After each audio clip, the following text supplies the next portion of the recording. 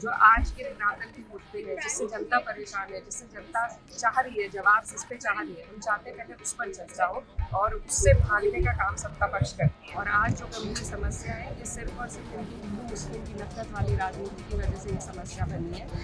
तो हमारी foreign policy इस तरीके से फेल हुई है और क्या तरीका है इससे उभरने का। ये सिर्फ ये चाहते हैं कि जो इनके सेट एजेंडे हैं, जो इनकी मिनिस्ट्री के काम है, उसमें हम इनका सहयोग करते हैं, लेकिन ऐसा हम नहीं चाहते हैं। पहले हम चाहते हैं हम जिन्होंने हमें इस सदन में भेजा है उनकी समस्या को यहाँ पर उठाएं और सरकार को जवाबदेही पर लाएं।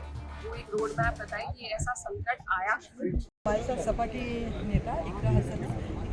आप जो अभी आईटी को लेकर जो अभी देश के अंदर इतना ज़्यादा हो रहा है, यानी कि जो पहले 15 दिन नहीं मैं तो कर दिया ना, आज हो गया था। नहीं हो गया। जो इतना संकट आ रहा है उसके ऊपर आप क्या कहोगे? ये बहुत बड़ी गंभीर समस्या है पूरे देश के लिए और इसीलिए विपक्ष चाहता है कि बाकी सारे कामों को छोड़कर हम सबसे पहले इस विषय पर चर्चा करें। और सत्ता पक्ष एक नैरेटिव सेट करता है कि हम लोग सदन नहीं चलाना चाह रहे। असल बात यह है कि हम चाहते हैं कि जो हमारे ज्वलंत मुद्दे हैं, जो आज के धरातल के मुद्दे हैं, जिससे जनता परेशान है, जिससे जनता चाह रही है जवाब, जिस पे चाह रही है, हम चाहते हैं पहले उस पर चर्चा हो और उससे भागने का काम सत्ता पक्ष करती है। ये सिर्फ ये चाहते हैं कि जो इनके सेट एजेंडे हैं, जो इनकी मिनिस्ट्री के काम हैं, उसमें हम इनका सहयोग करते रहें, लेकिन ऐसा हम नहीं चाहते हैं। पहले हम चाहते हैं हम जिन्होंने हमें इस सदन में भेजा है उनकी समस्या को यहाँ पर उठाएं और सरकार को जवाबदेही पर लाएं। वो एक रोड मैप बताएं कि ऐसा संकट आया क्यों, हमारी फॉरेन पॉलिसी इस तरीके से फेल हुई है और क्या तरीका है इससे उभरने का। तो ये जवाब सरकार को देना चाहिए। और आज जो गंभीर समस्या है, ये सिर्फ और सिर्फ इनकी हिंदू मुस्लिम की नफरत वाली राजनीति की वजह से ये समस्या बनी है।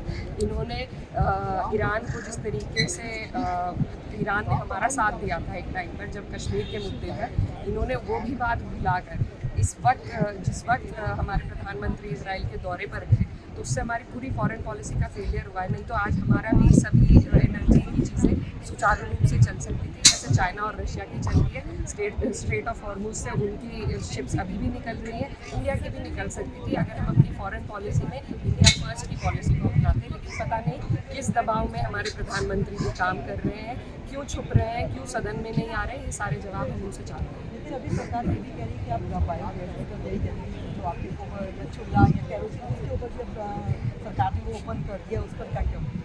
देखिए, जब आपदा आ गई है तो आदमी गुजारा तो किसी भी तरीके से करने की कोशिश करेगा, लेकिन ये काम सरकार का नहीं है। ये चीज़ सरकार को शोभा नहीं देती कि वो इस तरीके से सोल्यूशन दे। उनका काम जो है गैस सिलेंडर एलपीजी को बस अवेलेबल कराना, वो करे।